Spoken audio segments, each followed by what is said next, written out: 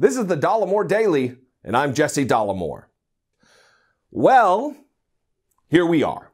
After months and months of vehement denials and talk of nothing burgers and there being no there, we have the first tangible progress in the steady march toward justice in the Mueller investigation. With 2 criminal indictments and a guilty plea, Donald Trump and his gaggle of un-American co-conspirators' days are numbered.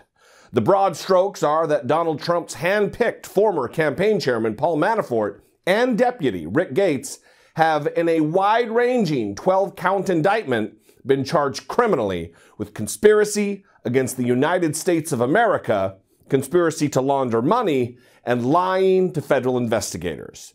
Manafort and Gates are both under house arrest, and a federal judge has set their bail at $10 million and $5 million, respectively.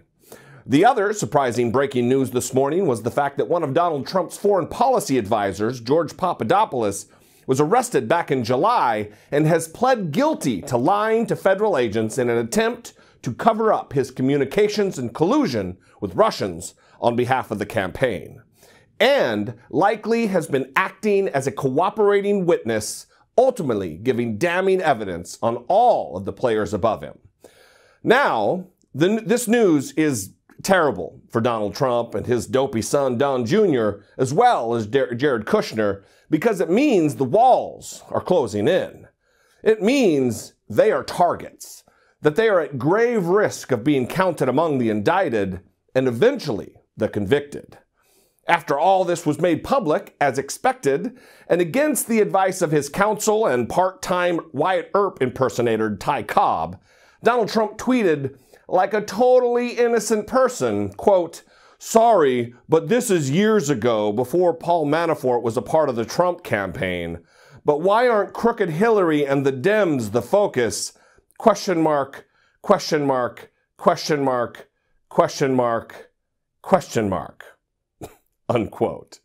And then he must have decided that didn't make him look quite paranoid and guilty enough, so he spazzed out one more time with, quote, "Also, there is no collusion," unquote.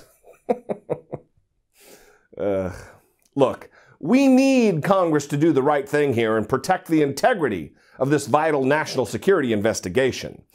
When Donald Trump starts freaking out and firing people in an unhinged tantrum, like he has done in the past, we must have men and women of character to stand in the gap and immediately draw up articles of impeachment and remove this clear and present danger to our nation.